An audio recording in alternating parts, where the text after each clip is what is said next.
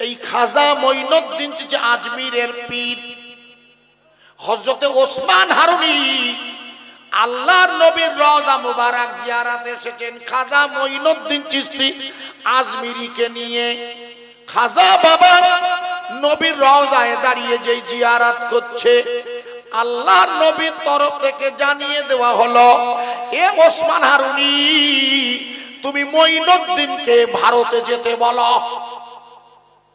ওনার পীর সাহেব রাসূলের সাথে কথা বলছেন। কথা আমার ওয়াজ বোঝা যাচ্ছে কি? আমার দিকে ফিরুন প্লিজ, আর ডিস্টার্ব করবেন না। খুব মন দিয়ে শুনে। আমি জ্ঞানব্যাপী মসজিদের বর্তমান ভারতবর্ষরা রাম মন্দিরের ভাঙা জায়গায় মসজিদ বানিয়েছে। ওরা 2024 সালে 400 এমপি নিয়ে ক্ষমতায় ফিরতে চায়। এই কঠিন সময় আমার কথা বোঝা যাচ্ছে কি? আমি কি বোঝাবো? বোঝা যাবে, আশা করছি মন দেন, আশা করা যায়। হযরতে গরিবে নওয়াজ খাজা মঈনুদ্দিন চিশতি আজমিরি সানজিরির পীর ওসমান হারুনি খাজা মঈনুদ্দিন চিশতিকে বললেন, বাবা আপনাকে আল্লাহর নবী ভারতবর্ষে যেতে বলছে। এটা কবেকার কথা বলছে? একটু আওয়াজ দেন, আওয়াজ দেন না। তখন ভারতবর্ষের রাজা হলো, দিল্লির রাজা হলো খাড়া রায়, লিখুন। আর আজমেরের রাজা হলো, লিখে রাখেন, আজমেরের রাজা হলো পৃথ্বীরায়। মুখস্থ করেন, আমি সব বলে দিয়ে যাচ্ছি, উপকার হবে, মুখস্থ করেন। আজমেরের রাজার নাম হলো পৃথ্বীরায়, খাড়া রায়ের ভাই। এই সময় ভারতবর্ষে এসেছিলেন ওই মোহাম্মদ ঘোরি, ইতিহাসে আছে। কাল সকালে ক্লাস 5-6 এর ইতিহাস পড়ে দেখবে, যদিও এরা এখন ইতিহাস সব পাল্টে দিয়েছে, তার দিকে যা। ওই ইতিহাসে দেখবেন একটা যুদ্ধ হয়েছিল, তরাইনের যুদ্ধ। তরাইন, তর আকার হর্ষই দন্ত, তরাইনের প্রথম যুদ্ধ। ওই সময় ভারতে মোহাম্মদ ঘোরি আসবে। ওই সময় ভারতে আল্লাহ রসুল বললেন মঈনুদ্দিনকে আপনাকে ভারতে যেতে হবে। তখন হুজুরের বয়স কত? Good 55 years. হুজুর তখনও বিয়ে করেনি। হুজুর তখনও, উনি বেঁচে ছিল কত বছর জানো? কেউ জানো? লেখো। আজমিরে গেছো কেউ? এই খাজা বাবা রওজা গেছেন? একজন একটু হাত তুলুন না, বাস। গুড, ভালো হয়েছে। তো এই খাজা বাবার রওজায় যারা গেছেন, এই খাজা বাবা ভারতে 55 বছর বয়সে আসার সময় আল্লাহর রাসূলের তরফ থেকে যখন জানিয়ে দেওয়া হলো আপনাকে ভারতে যাওয়া লাগবে, উনি বললেন ভারতে যেতে গেলে রাস্তা জানি না। আল্লাহর নবীর তরফ থেকে জানিয়ে দেওয়া হলো আপনি আপনার হাতের ডান আঙুলের বুড়ো আঙুলের দিকে তাকাবেন, ওইখানে আপনি রাস্তা পেয়ে যাবেন, যে রাস্তা দিয়ে আপনাকে ভারতে যাওয়া লাগবে। অর্থাৎ আল্লাহর নবী এই বায়ানে এসেছে কেতাবে, তার রওজা মুবারক থেকে ভারতবর্ষের নকশা বলে দিলেন। একটু জোরে বলা যাবে না? তার মানে কি বলুন তো? তার মানে আল্লাহর নবী না কবরে শুয়েও, আপনি জানেন না, ভারতবর্ষের কথা ভুলতে পারতো না। আপনারা জানেন না, আপনারা জানেন না ভাই। আল্লাহ রাসূল সাল্লাল্লাহু আলাইহি ওয়াসাল্লাম বেঁচে থাকার সময় ইতিহাস না হাদিস পড়বেন, উল্টো পাল্টা ওয়াজ শুনতে নেই, শুনে নেন। আল্লাহ রাসূল সাল্লাল্লাহু আলাইহি ওয়াসাল্লাম নাসাই শরীফের 2য় খণ্ডে লিখে রাখেন, হুজুর জলিল সাহেব হুজুরের বাড়ি ফুলবাড়ি, উনি হায়াতে থাকলে বুঝতে পারতেন ওয়াজ করা। আমরা যখন ওয়াজ করেছি তখন বড় বড় সব বক্তা, এখন তো মুশকিল হয়ে গেছে, ভুল ধরলেই মারতে যায়। লিখে রাখুন প্রিয় ভাই সব। আল্লাহ রাসূল সাল্লাল্লাহু আলাইহি ওয়াসাল্লাম নাসাই শরীফের হাদিস এসেছে, হুজুর বললেন পৃথিবীর জমিনে সবচেয়ে সুন্দর দেশ কোনটা বলো তো? আলী। হযরত আলী কারামাল্লাহু ওয়াজহু বলেছিল, ইয়া রাসূলুল্লাহ, ইয়া হাবিবাল্লাহ, পৃথিবীর জমিনে সবচেয়ে সুন্দর দেশ হলো অত্তিনে ওয়াজাইতুনি ওয়া তুরসিনিনা ওয়া হাযাল বালাদিল আমিন। আপনার পবিত্র জন্মের ভিটা কাবা। হুজুর বললে, আরে আলী তুমি ঠিক বলেছো, তবে পৃথিবীতে আর একটা জায়গা আছে যে জায়গায় আল্লাহ প্রথম আদমকে পাঠিয়ে দিয়েছিল, ওই জায়গাটা আমার বড় যেতে মন চায়। জানি না আমার হাতে জিন্দেগিতে যেতে পারবো কিনা। ওই জায়গাটার নাম হলো ভারতবর্ষ। একটু জোরে বলা যাবে না? আরো জোরে বলা যাবে না? ভালো করে শুনে নিন। যেখানে আপনি বসে আছেন এখন, খামারহাট, এটাই হচ্ছে পৃথিবীর রসুলের বর্ণিত আদম নবীর আগমনের স্থান, যেখানে রসুল নিজে আসতে চেয়েছিলেন। কথা বোঝা যাচ্ছে? তো হুজুর আসবে কি করে? হুজুর আসতে পারেন না চাইলেও। মন কেন? যেহেতু হুজুর হায়াতে ছিলেন মাত্র 63 বছর, আর 40 বছর বয়সে আমার রসুল নবী হয়েই কোরআন নাজেল শুরু হয়েছিল। আর কোরআন নাজেল যেদিন শেষ হলো, তারপর থেকে হুজুর অসুস্থ হয়ে পড়েছিল। মনে করে দেখুন, অসুস্থ হয়ে পর্দা নিলেন। তাহলে আর কোথাও ভ্রমণ করার সুযোগ পাননি হুজুর। এই জন্য রসুল পাক সাল্লাল্লাহু আলাইহি সাল্লাম ভারতবর্ষকে খুব প্যার করতেন, ভালোবাসতেন। কেন জানেন?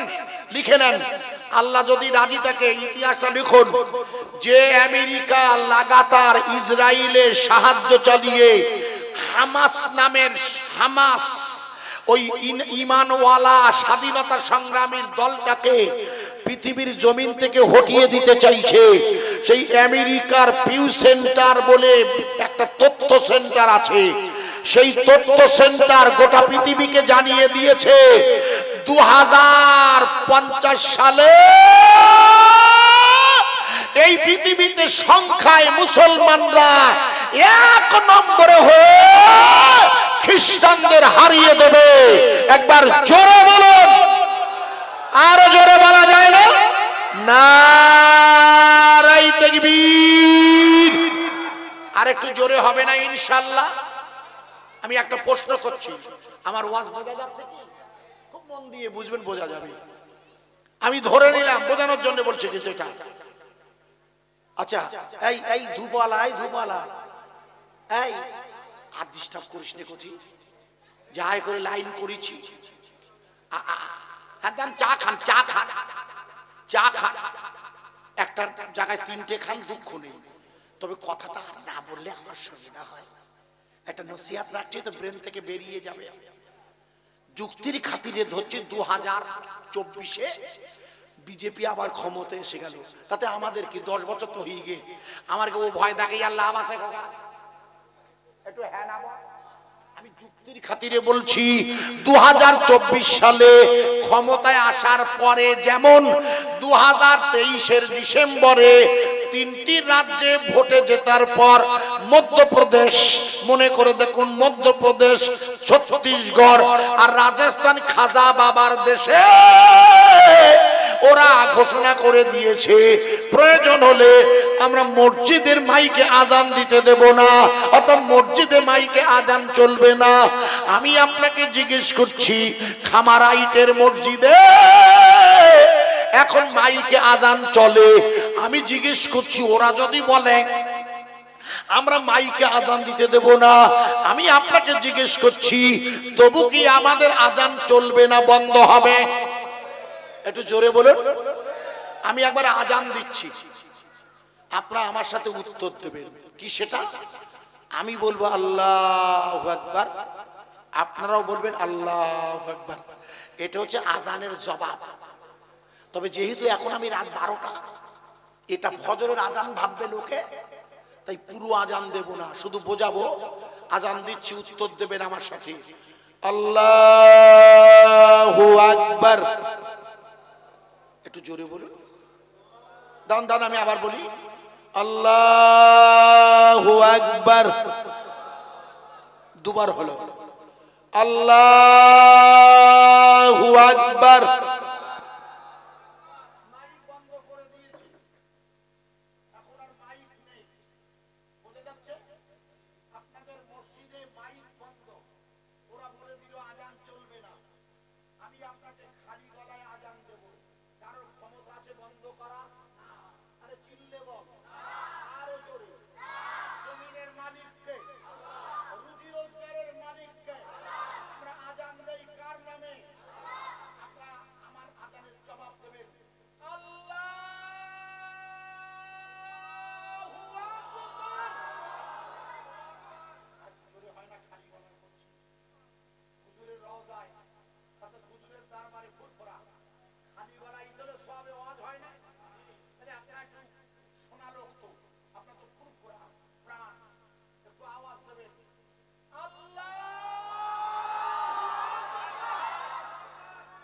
রিজিকের মালিককে, রুজি রোজগারের মালিককে এখানে বসিয়ে রেখেছে কে? ইয়াকা না'বুদু, আমরা ইবাদত করি কার? চিল্লে বলুন আরো জোরে, ওয়া ইয়াকা নাস্তাইন, আমাদের সাহায্যের মালিককে। চিল্লে বল। আমরা এই জন্য কোনো ব্যক্তির কাছে মাথা নত করি না।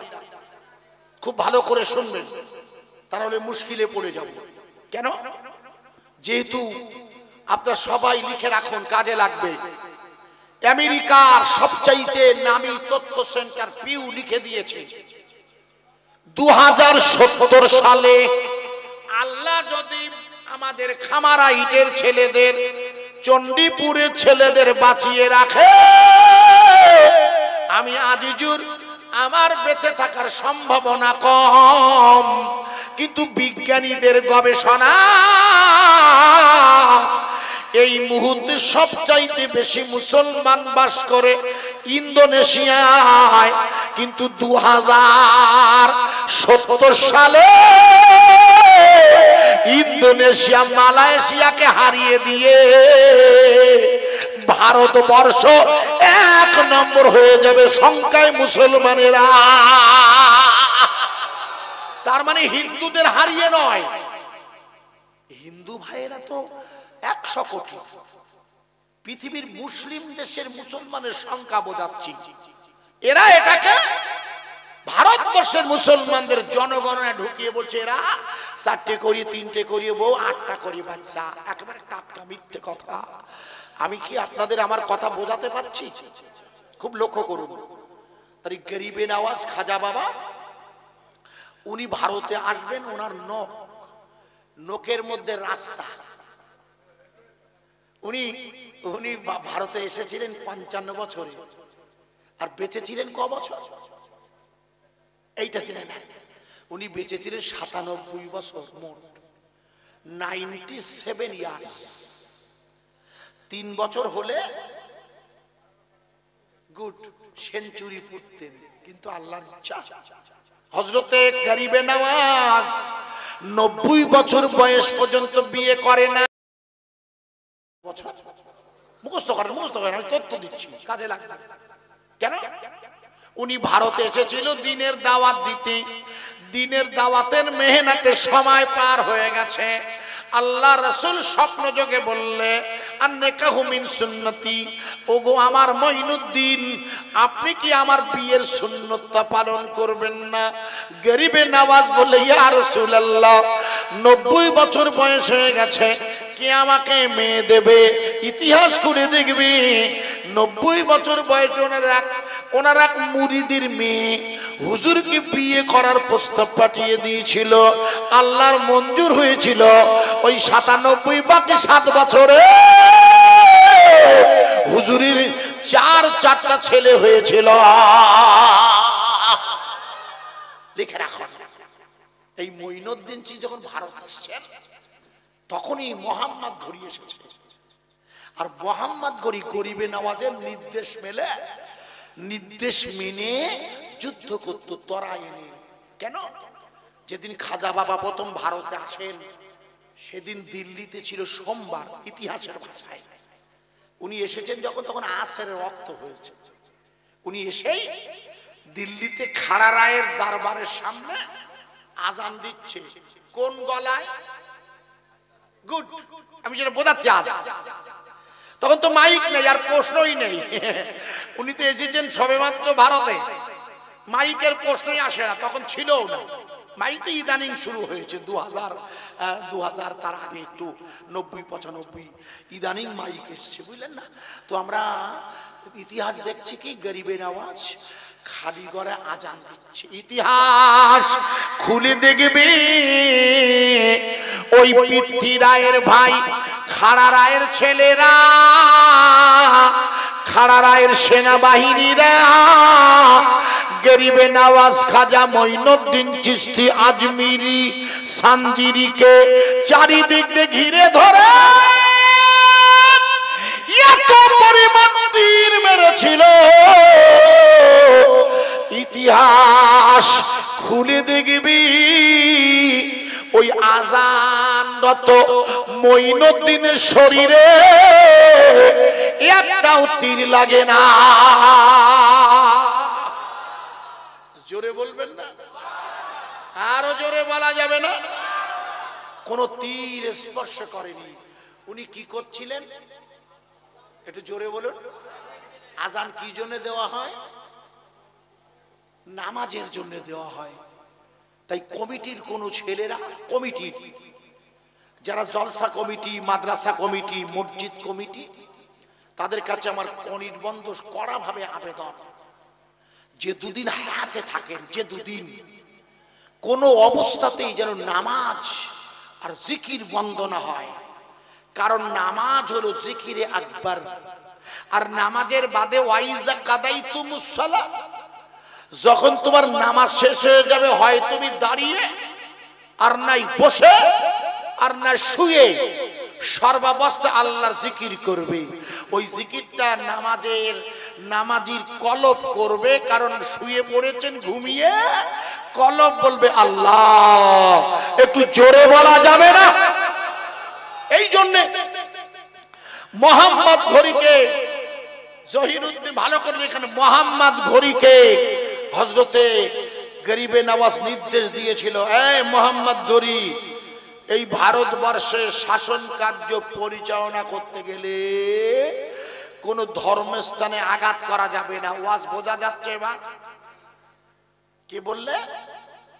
গরিবে নওয়াজ। এই জন্য খাজা বাবার দরবারে দেখবেন প্রত্যেকদিন হাজার হাজার হিন্দু ভাইরা যায়। হ্যাঁ, হাজার হাজার, আপনারা জানেন না, হাজার হাজার, এখন তো লাখ ছাড়িয়ে যায় গরিবে নওয়াজের দরবারে। আমাদের প্রধানমন্ত্রীর তরফ থেকে তো গত রজবে, এই যে রজব চলে গেল, এই রজবে মন্ত্রী স্মৃতি রানী কি দিয়ে লম্বা চাদর পাঠিয়ে দিয়েছে। মোদিজি এর আগে কখনো ওই খাজা বাবার নামই করতো না। মনে করে দেখুন, আপনাদের মনে নেই, রাম মন্দির উদ্বোধন করার পর এই যে ফেব্রুয়ারি চলছে, এই ফেব্রুয়ারির প্রথম দিকে আপনারা মনে করে দেখুন, প্রধানমন্ত্রী দুবাইতে গিয়েছিল, দুবাইতে একটা মন্দির উদ্বোধন করতে, যেখানে গিয়ে উনি আরবিতে বক্তৃতা দিয়েছে। শুনেছেন কি? কারণ মোদিজি গোটা বিদেশ ঘুরে বুঝতে পারছে যে ভারতে যতই রাম মন্দির বানাই বা হিন্দু মুসলিম দাঙ্গা বাঁধাই, সেটা ভারতে হতে পারে, কিন্তু পৃথিবীর জমিন থেকে এই পার্টি তুলে দেওয়া বড় মুশকিল। একটু জোরে বলা যাবে না? মুসলিম দেশগুলো তো ঘুরছে, যেমন দুবাইতে যেখানে মন্দির হয়েছে, 27 বিঘে, লিখুন 27 একর জমি দিয়েছে মন্দির করতে আরব আমিরাতের আমির নাহিয়ান আল থানি। উনি দিয়েছেন 27 একর জমি, মানে 81 বিঘে জমি। 81 বিঘে, 1 বিঘে না খোকা। ওই বিঘের জমিতে মন্দির বানাতে গিয়ে মোদিজি আরবিতে ভাষণ দিয়েছে, অথচ আমরা আরবিতে আজান দিয়ে আল্লাহু আকবার, আশহাদু আল্লা ইলাহা ইল্লাল্লাহ, হরতি পুদম পরমপদম ইল্লাল্লাহ ইল্লাল্লাহ মুহাম্মাদুর কাল বরশ ওয়াল্লাহু আল্লাহ ইল্লাল্লাহ ইল্লাল্লাহ, যা দেবী সর্বভূতে শক্তি রূপে ওম নমস্তস্যায় নমঃ অল্লামা পরনামা শরনামা ব্রহ্মা হোতার মিন্দারা ওম সর্বমঙ্গলা ওয়াল্লাং জ্যেষ্ঠং ওয়াল্লাং ষষ্ঠং ওয়াল্লাং পরনাম শরনাম ব্রহ্মম। এই পৃথিবীর মালিক যিনি, সংস্কৃত ভাষায় নাম হলো তার অল্লাহ, অল্লাহ, অল্লাহ। অল্লাং জ্যেষ্ঠং মানে হলো আল্লাহই শ্রেষ্ঠ, আল্লাহই বড়। আরবিতে তারে বলে আল্লাহু আকবার। জোরে বলে নারায়ে তাকবীর। আরো জোরে বলা যাবে না? নারায়ে তাকবীর। এটা কোন থানা এখন? ভাঙড় থানা। বলুন, কলকাতা পুলিশের থানা। এখন আর ভাঙড়ে ওই ওই ওই মানে পশ্চিমবঙ্গ পুলিশের আন্ডারে নেই, এখন তো সাদা পোশাক। ভালো, রাজ্য সরকার যদি মনে করে এর দ্বারা ভাঙড়ে শান্তি আসবে, নিঃসন্দেহে আমরা সমর্থন করছি। আমি রাজনীতির লোক নই, রাজনীতিটা বুঝি না, কিন্তু এক মুসলমান আর এক মুসলমান রাজনীতি মারামারি করবে এটাও সমর্থন করি না। আমার কথা বোঝা যাচ্ছে কি ভাইয়া? সুতরাং ভাঙড়ের খামারাইটে বসে আমরা যে দিনের তাবলীগ করছি, দিনই দাওয়াত, এই রাতের বেলা আপনারা কি আমার কথাগুলো বুঝতে পারছেন? মনে করে দেখুন, ভালো করে মনে করে দেখুন। হযরতে গরিবে নওয়াজ খাজা মঈনুদ্দিন চিশতি আজমিরি মোহাম্মদ ঘড়িকে বলে দিলে এই ভারতে হাজার নয়, লক্ষ লক্ষ নয়, কোটি কোটি হিন্দু ভাইদের বাস, মুসলমান সংখ্যালঘু, তুমি জানো তাদের ধর্মের উপরে কোথাও কোনো আঘাত করবে না। মনে করে দেখো, কুতুবউদ্দিন আইবকের উপরে দায়িত্ব দিয়ে মোহাম্মদ ঘড়ি ভারত থেকে ফিরে গিয়েছিল। ইতিহাস দিল্লির কুতুব মিনার, যেখানে কুতুব মিনার কার নামে? কুতুবউদ্দিন আইবকের নামে না।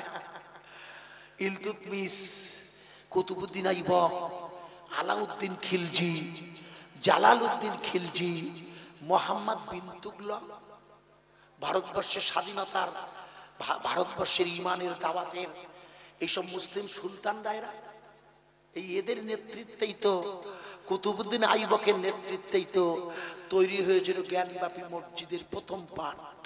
মুখস্থ করেন। আমাদের এই স্নোপ্রতিম বলছিল খোকাটা, আমি ইতিহাসটা আপনাদের টুকরো করে তুলে দিয়ে যাই, লিখে নেন। জ্ঞানব্যাপী মসজিদ প্রথম বানিয়েছিলেন কুতুবউদ্দিন আইবক। মুখস্থ হবে।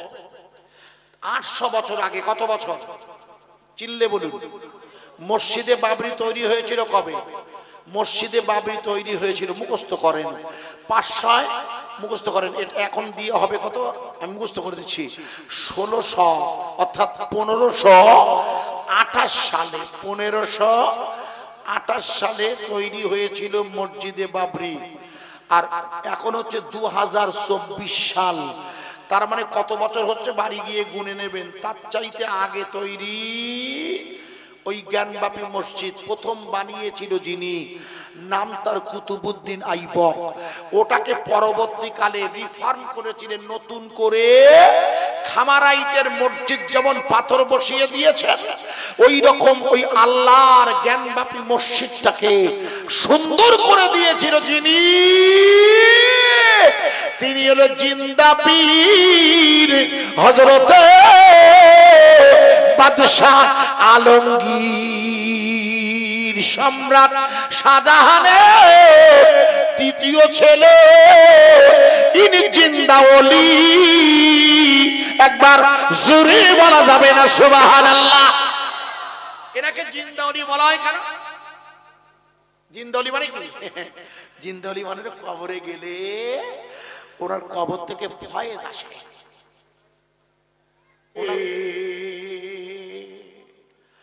রবিবারে নিসফু শাবান হবে চাঁদের হিসাবে।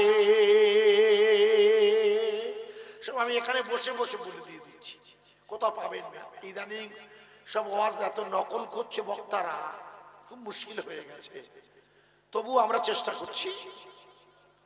আগামী রবিবার, অর্থাৎ আগামী রবিবারের দিবাগত রাত, আকাশেতে চাঁদ মাহে শাবানে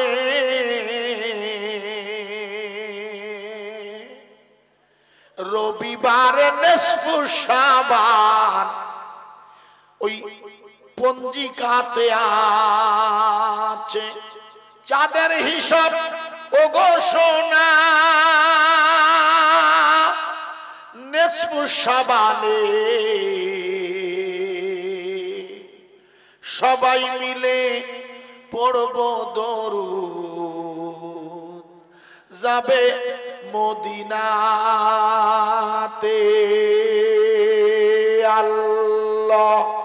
আল্লাহুম্মা সাল্লি আলা।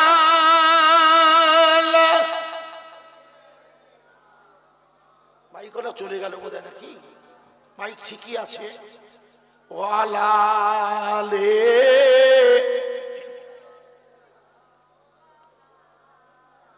আউযু বিল্লাহি মিনাশ শাইতানির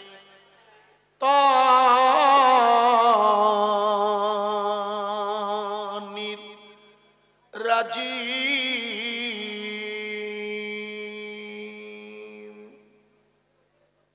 বিসমিল্লাহির রহমানির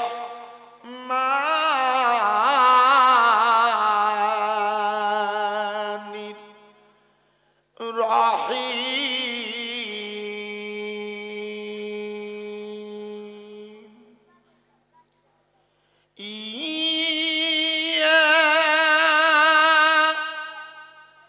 ইয়্যাকা না'বুদু ওয়া ইয়্যাকা নাস্তাঈন।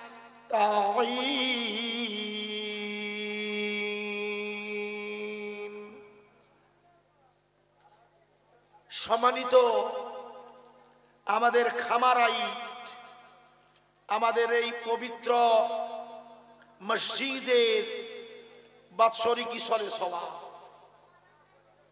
আমাদের মসজিদের সুধী ইমাম সাহেবজি, আপনাদেরই কর্তৃপক্ষের নির্বাচিত মুয়াজ্জিন সাহেব এখন আছেন এখানে।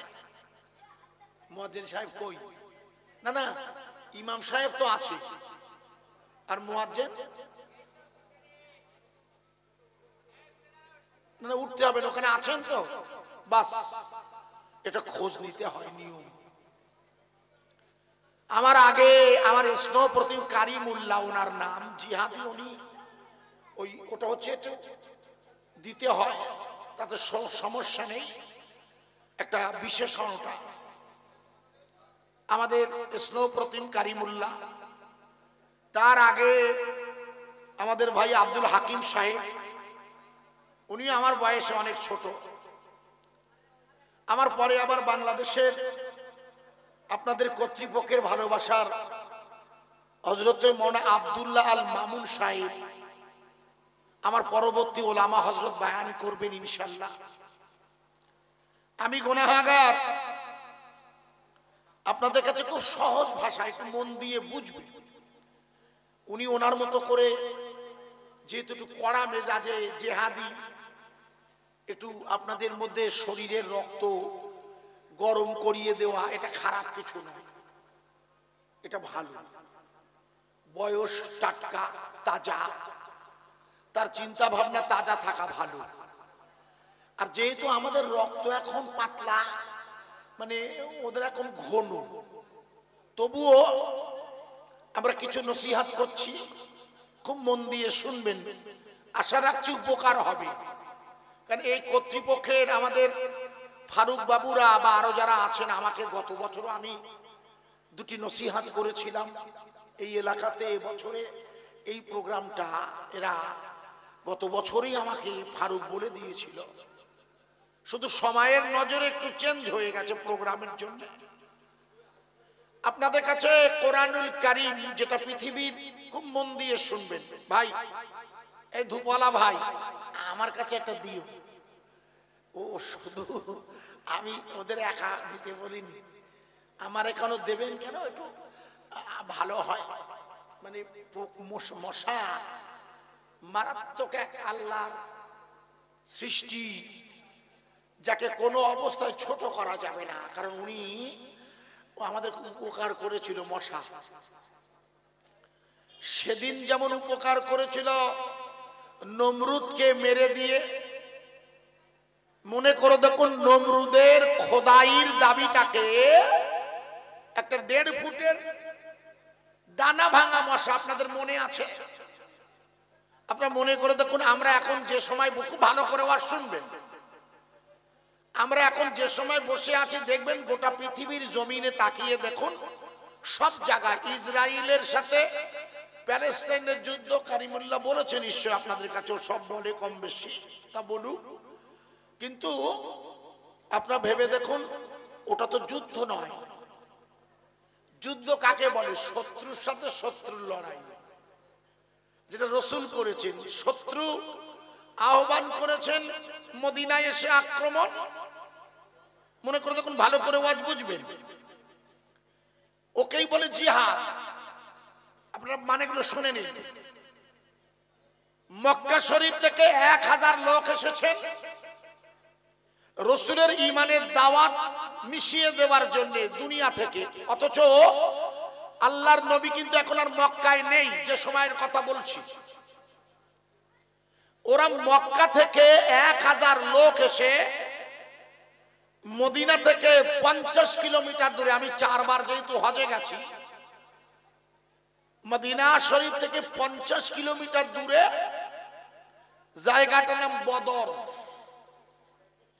ওই বদরের মাঠে 1000 শত্রুপক্ষের আগমন হয়েছে। রসুল জানেন না, ওই রকম জানেন না, কারণ রসুল জানেন আমি আমার নিজের জন্মের ভিটে ছেড়ে এসেছি, ওরা আমাকে আমার মক্কায় রাখলে না, তো ওদের ব্যাপার নিয়ে আমার মাথা ঘামানো। কিন্তু গোয়েন্দার রিপোর্ট এলো, ইয়া রাসূলুল্লাহ, ওরা আপনার বিরুদ্ধে লড়াইয়ের ময়দানে নেমে পেরে, অর্থাৎ লড়াইয়ের ময়দানে ওরা নেমে এসেছে। রসুলকে আল্লাহ বললেন আপনি প্রতিরোধ করুন, প্রতিরোধ। এই প্রতিরোধের নাম হলো জিহাদ। ইদানিং আমাদের নামের সাথে দেখবেন ওই জিহাদের বাংলা ওরা সন্ত্রাস নাম নিয়ে চারিদিকে বলছে ইসলাম মানে সন্ত্রাসী। গাজায় হামলা হলো, আমাদের ভারতের প্রধানমন্ত্রী প্রথম পর্বে বলেছিলেন ওটা হলো হামাস সংগঠনের সন্ত্রাসী হামলা। আমার কথা বোঝা যাচ্ছে কি? অথচ এরা কি করছিল? এরা প্রতিরোধ করেছে, প্রতিরোধ। ইসরায়েল জোর করে আমেরিকার কোটি কোটি অস্ত্র নিয়ে ঝাঁপিয়ে পড়েছে, ঠিক যেমন মক্কার লোকেরা রসুলের কাছে দিনের দাওয়াত উঠিয়ে দেওয়ার ঝাঁপিয়ে পড়েছিল মক্কা থেকে মদিনা এসে। হুজুর প্রতিরোধ করেছিলেন। এই প্রতিরোধের নাম হলো কোরআনের ভাষায় জিহাদ। ইদানিং এই জিহাদ শব্দটা মুসলিমদের নামের সাথে জড়িয়ে দিয়ে ওরা গোটা বিশ্ব থেকে খুব ভালো করে ওয়াজটা রাত হচ্ছে, যদিও আমি কিছু তথ্য দিয়ে আপনাকে বোঝাবো, খুব মন দিয়ে একটু মাথায় নেন, উপকার হবে। উপকার হবে কেন? আপনারা কারিমুল্লার মুখে শুনছিলেন ওই জ্ঞানব্যাপী মসজিদের উজুখানায় শিবলিঙ্গ, ও বলছো লিঙ্গ, শিবলিঙ্গ বলছো না, আমি ওকে বলে দেবো, আজকে বললাম না, আগামী দিনে সাক্ষাৎ হলে বলে দেবো। আমার কিছু ভাষা সংযুক্ত, যেহেতু ভারতবর্ষের জমিনের পরিবেশ আমাদের জন্য অনুকূল নয়, পরিবেশ ভালো না, তা না হলে আপনারা ভেবে দেখুন, সুপ্রিম কোর্ট বলেছিল এটাই ফার্স্ট আর এটাই লাস্ট। সেটা হচ্ছে মসজিদে বাবরির ভাঙা জায়গায় রাম মন্দির নির্মাণ। সুপ্রিম কোর্ট বলেছিল, আপনাদের মনে নেই। এরপরে 1991 সালের ধর্মীয় আইন অনুযায়ী কোন ধর্মস্থানের চরিত্র পরিবর্তন করা যাবে না, এটা লিখে দিয়েছে সুপ্রিম কোর্টের ভারতের সংবিধান। কিন্তু এরা যারা কেন্দ্রে আছে এরা কোনো সংবিধান মানতে চায় না। এরা যে কোনো কায়দায় 2024-এর লোকসভা ভোটে ওরা নির্বাচনে 400 এমপি নিয়ে ক্ষমতায় আসতে চায়। আপনি মনে করে দেখুন, নমরুদ ও গোটা পৃথিবীর একচ্ছত্রের মালিক হয়ে নিজেকে খোদা বলে দাবি করে ও শেষ করেনি। ও বললে আমি খোদাকে মেরে ফেলবো। ভালো করে ওয়াজের হ্যাঁ না বলবেন, আমি কি ঠিক বলছি না ভুল বলছি? নমরুদ শেষ বেশ কি বলল? একটু আওয়াজ দেন। আল্লাহকেই মেরে ফেলবে। কত বড় স্পর্ধা, কত বড় সাহস, আল্লাহকে মেরে ফেলবে। এর আগে কোন নেতারা এমন ভাবেনি। ফেরাউনও আল্লাহকে মেরে ফেলার ভাবনা ছেড়ে দিয়েছিল, কিন্তু নমরুদ খোদাকে মেরে ফেলার ফতোয়া জারি করে দিল। মনে করে দেখুন, আপনাদের জানা থাকে আছে কি জানি না, আজ গোটা পৃথিবীর জমিন থেকে আল্লাহর নামটা এরা নমরুদের মতো উঠিয়ে দিতে চাইছে। আমার কথা কি বোঝা যাচ্ছে? আমি উদাহরণ দেবো, বোঝা যাবে আশা করছি। আপনারা লক্ষ্য করুন, একটা উদাহরণ দিই আপনাদের বোঝানোর জন্য। প্রথম আপনাদের কাছে কারিমুল্লাহ বলছিল, আমি নামটা শুনছিলাম বলে ব্যাখ্যা করে দিচ্ছি। ওই যে জ্ঞানব্যাপী মসজিদের নামও করছিল, যেটা আমি শুনছিলাম, তখন আমি ঢুকে গিয়েছি এখানটাকে। জ্ঞানব্যাপী মসজিদটা আপনারা, আমি উত্তর শিখিয়ে দিয়ে যাচ্ছি, ওইগুলো কাউকে এখন বলবেন না, একটু জিজ্ঞেস করবেন যারা বক্তা আসেন পরবর্তীতে কখনো। বলুন তো, জ্ঞানব্যাপী মসজিদটা তৈরি করেছিল কে? আপনাদের জানা আছে কি? কারিমুল্লাহ বলেছে কি? ও বলেন জানে না। জানে না মানে আমি বলছি না যে জানে না, হয়তো এখানে প্রয়োজন বোধ করেনি, আর জানে কিনা সেটা আমিও জানি না। আমি আপনাদের বলে দিয়েছি, লিখে নেন। জ্ঞানব্যাপী মসজিদ হচ্ছে বানারসিতে, বেনারস। ওই যে খাইকে পান বানারসওয়ালা, অমিতাভ বচ্চনের একটা গান আছে, দেখবে, ভুল বুঝবেন না আবার। ওই বেনারস যেখানে প্রধানমন্ত্রী মোদি ভোটে দাঁড়ায়, ওই বেনারসের একটি মন্দিরের নাম কাশী বিশ্বনাথ মন্দির। ওই মন্দিরের পাশে একটা মসজিদ তৈরি হয়েছিল, লিখে নেন, কুতুবউদ্দিন আইবকের আমলে। কার আমলে? কুতুবউদ্দিন আইবক। কে ইনি? আল্লাহু আকবার। ইনি হচ্ছেন মোহাম্মদ ঘোরি।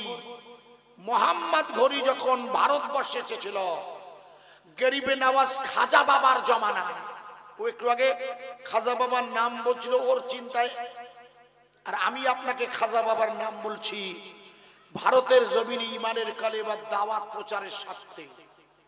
কারণ গরিবে নওয়াজ খাজা মঈনুদ্দিন চিশতি আজমিরি যখন ভারতে আসে, ওনার বয়স তখন 55, 55 বছর।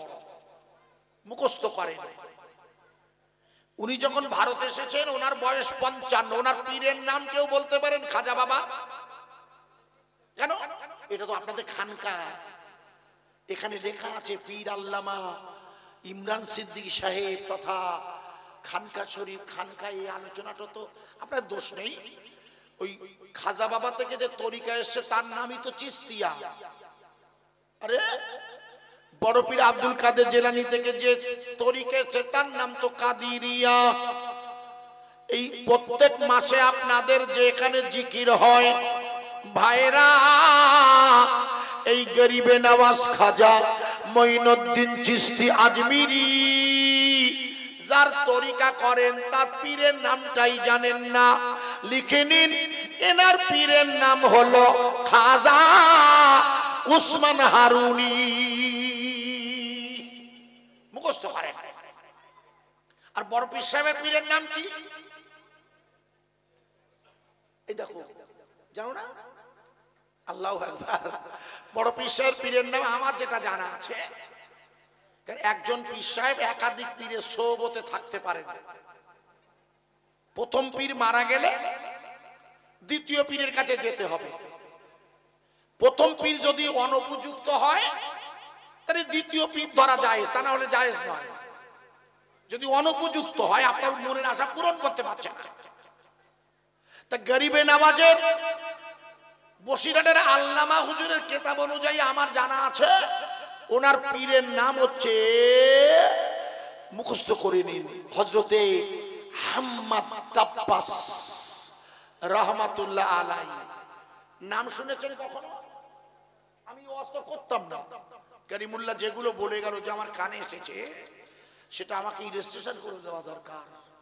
ছোট মানুষ, ছোট মানুষ নয়, অনেকদিন ধরে বয়স হয়েছে অনেক, একটু চেহারাটা হালকা, বুঝেছেন?